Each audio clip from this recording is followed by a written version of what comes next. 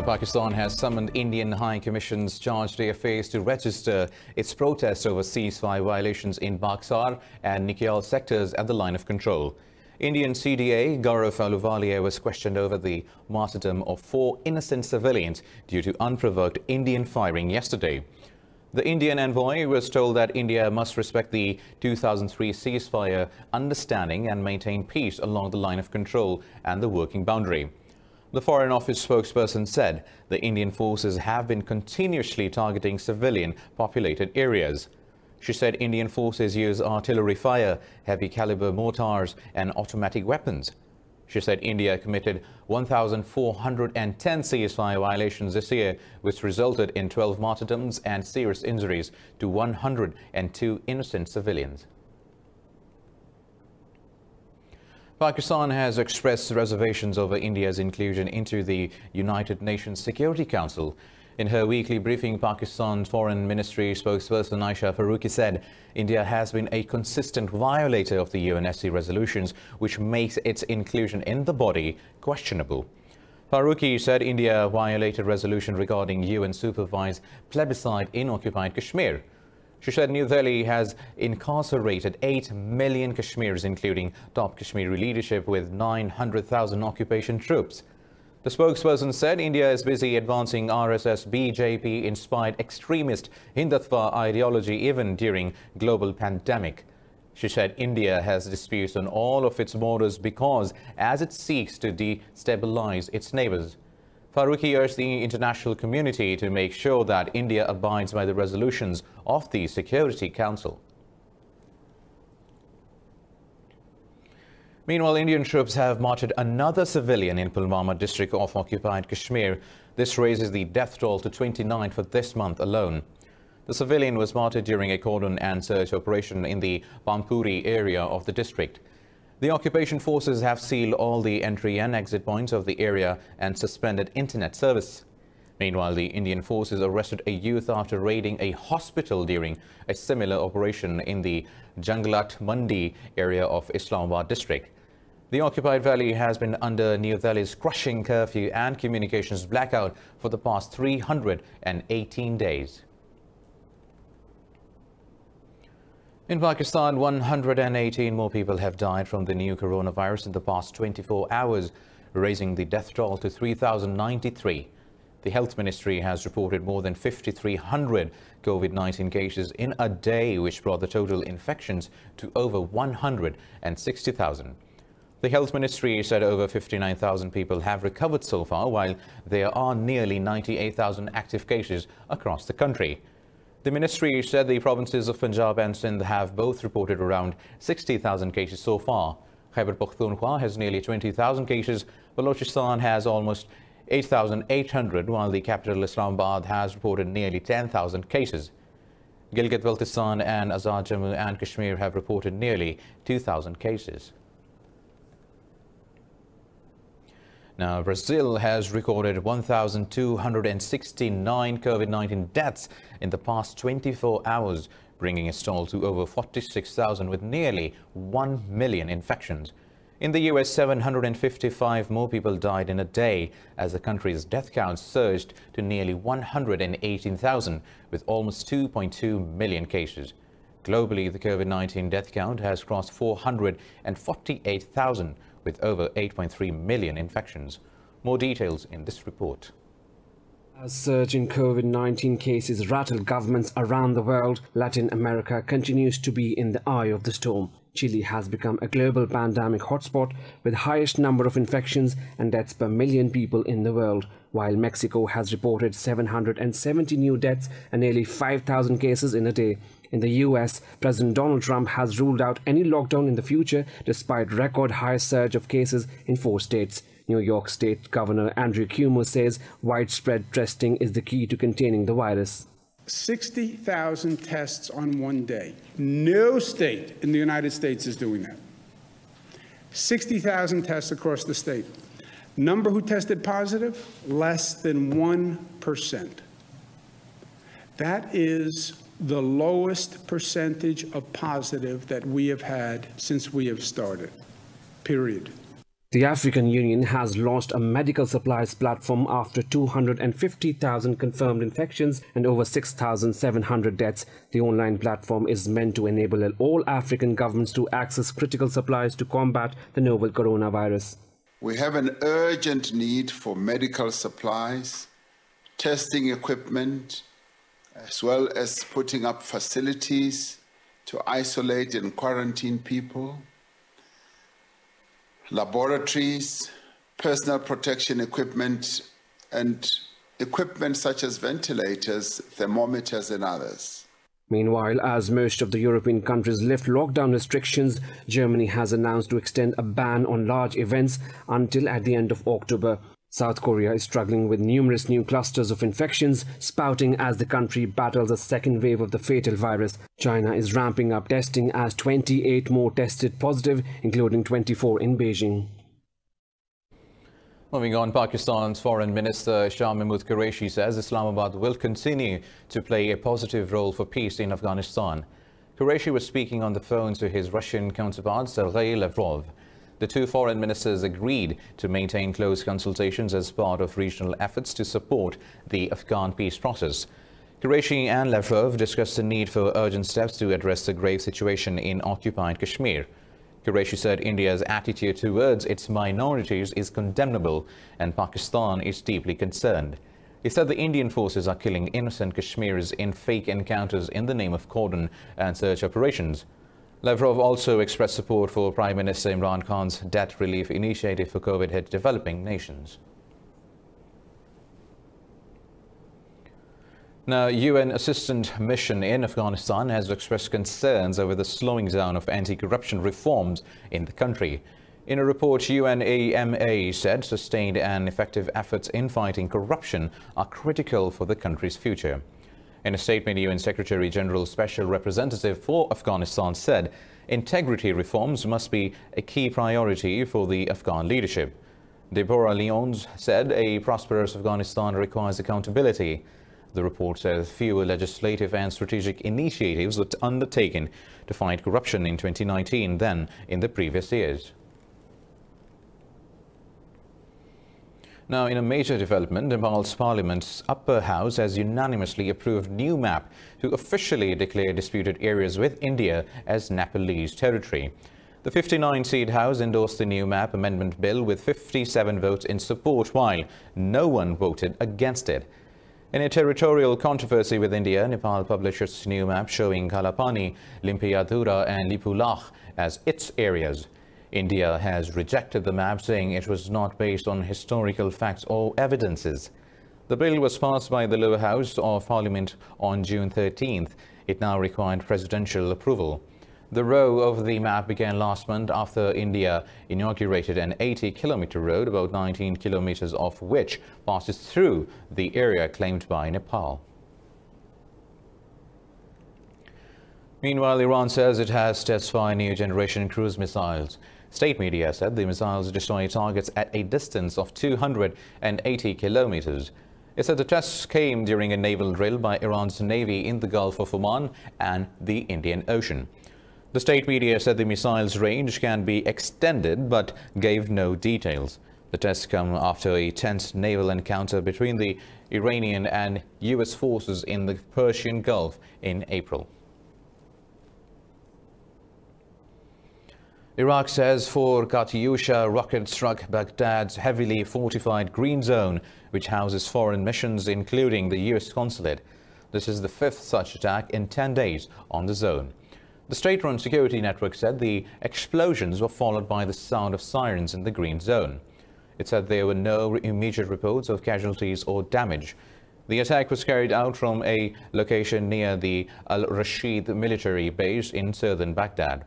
This was the second rocket attack near the US embassy this month.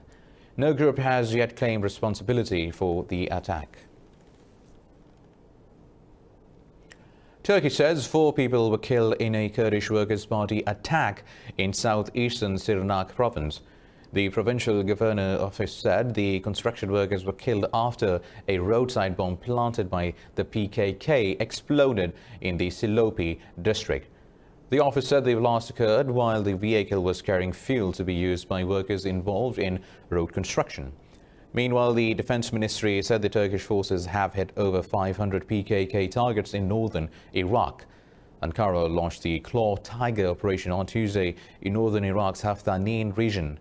Turkey holds the PKK responsible for the deaths of some 40,000 people in a 30-year terror campaign.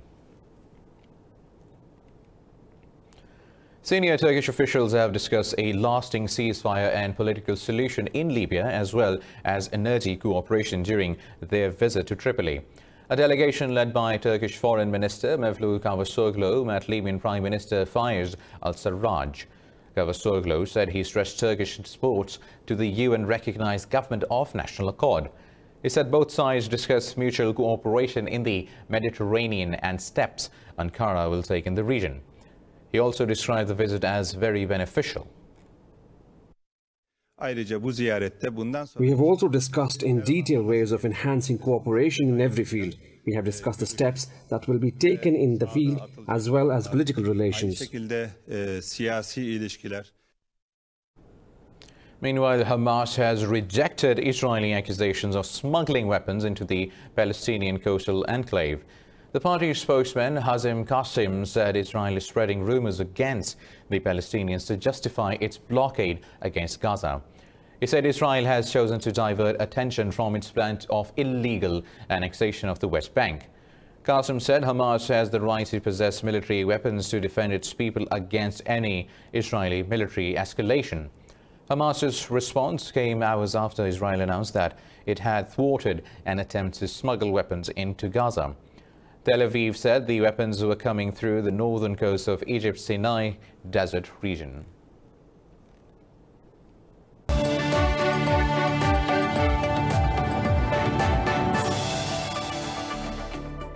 Now, in the US, House Democrats are circulating a letter cautioning Israel against annexing parts of occupied West Bank. This comes as an Israeli government deadline approaches for starting the annexation process on July 1st. The letter expresses deep concern but fails to mention any potential consequences from Washington.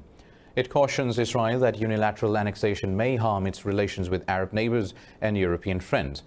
Earlier, British Prime Minister Boris Johnson said Israeli annexation of West Bank will amount to a breach of international law. He said his government strongly objects to the plan and will work to make the case for a two-state solution. Former U.S. National Security Advisor John Bolton says President Trump pleaded with China's President Xi Jinping during a 2019 summit to help him secure re-election. In his new book, Bolton has accused the U.S. president of being driven by political calculations when making national security decisions. Bolton claimed Trump asked Xi to boost imports of American agricultural products to ensure another term in the White House. He said this took place during the last year's G20 summit in Japan. The book also claims that Trump downplayed last year's Hong Kong protest, saying the U.S. has human rights problems too. In a response, White House Press Secretary Kayleigh McEnany said publishing classified information is unacceptable. Earlier, the U.S. Justice Department filed a lawsuit seeking to stop the book's publication on the grounds of a non-disclosure agreement in 2018. In the U.S., the former Atlanta police officer who killed unarmed black man Rayshard Brooks last week has been charged with murder and aggravated assault. Prosecutors say Brooks was not a deadly threat and Officer Garrett Rolfe kicked him and offered no medical treatment. Prosecutors say Devin Brosnan, the officer on the scene, has become a state's witness, but Brosnan's lawyer has denied the claim. Brosnan also faces 3 charges, while there are 11 charges against Rolfe, who is facing possible life in prison or death penalty if convicted. In Geneva, the United Nations Human Rights Council backed calls to investigate police brutality and racial discrimination in the United States.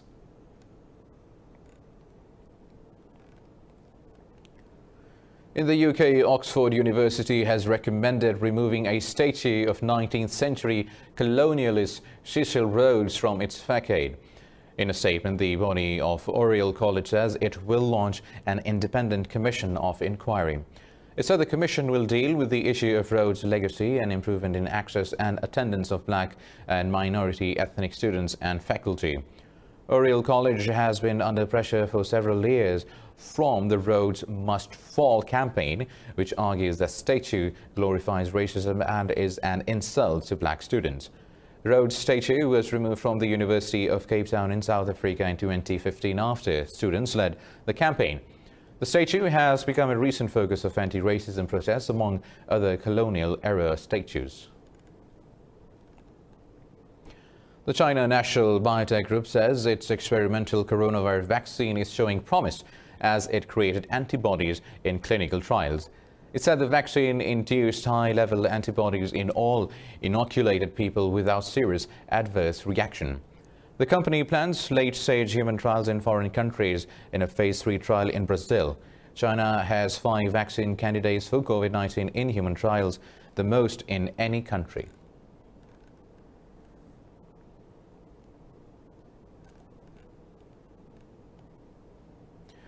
China says it's resolutely opposed to comments from G7 countries urging it to reconsider its proposal Hong Kong national security law. Senior Chinese official Yang Jiechi said this at a high-level meeting with the U.S. Secretary of State Mike Pompeo in Hawaii. Jiechi said that Beijing's determination to introduce the law was unwavering. Earlier, the G7 foreign ministers had called for China to reconsider this decision in a statement. They said they had grave concerns about the law threatening Hong Kong's rights and freedom. They said China's move also violates its obligations under the UN Register Joint Declaration between China and the United Kingdom. The Standing Committee of China's National People's Congress is set to reveal the details of the law in a meeting on June 20th.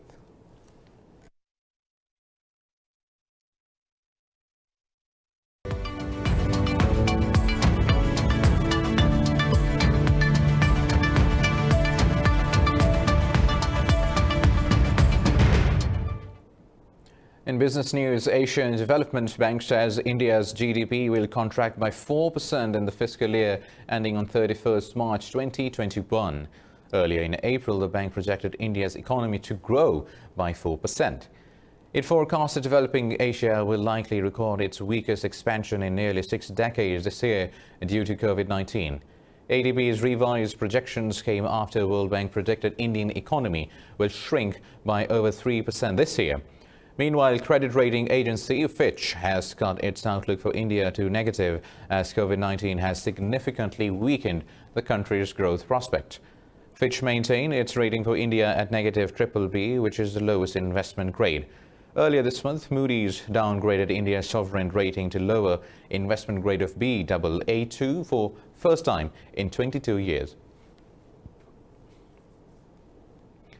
Now, the US says it is unlikely to reach a trade deal with the UK before US presidential elections in November 2020.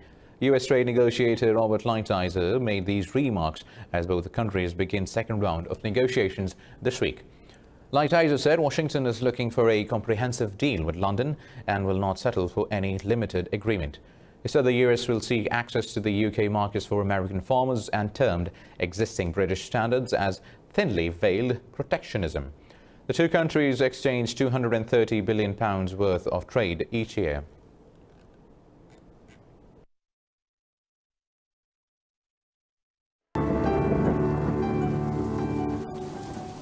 And now let's have a look at the weather updates.